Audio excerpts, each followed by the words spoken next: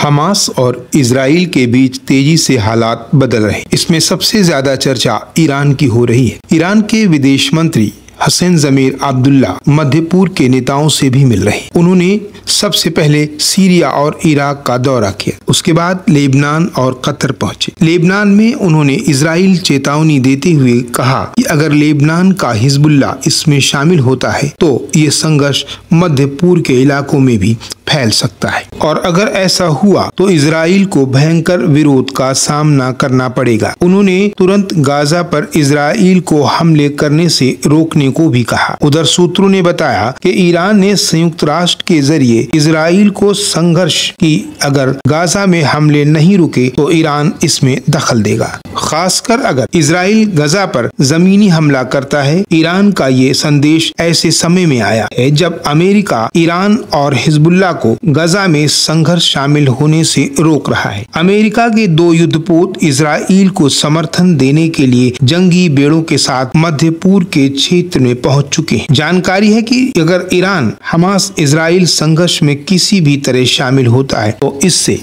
संघर्ष के मध्य पूर्व के दूसरे इलाकों में फैलने का खतरा हो जाएगा।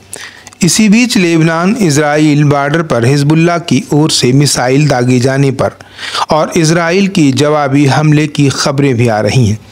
इजराइल ने लेबनान से सटे 4 किलोमीटर के इलाके को बफर जोन घोषित कर दिया है और यहां से आबादी को हटा दिया है।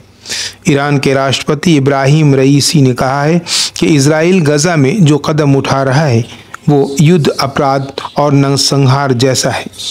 हमास पर हमले के बाद से ही ईरान इजराइल का विरोध कर रहा है और तर्क दे रहा है कि यह हमला इजराइल की नीतियों की वजह से ही हुआ है। ईरान ने ये भी संकेत दिए हैं कि हमास के इस संघर्ष में वो हमास के साथ है। हमास के कई नेताओं ने भी बयान दिया है कि उन्हें ईरान की ओर से मदद मिल रही है।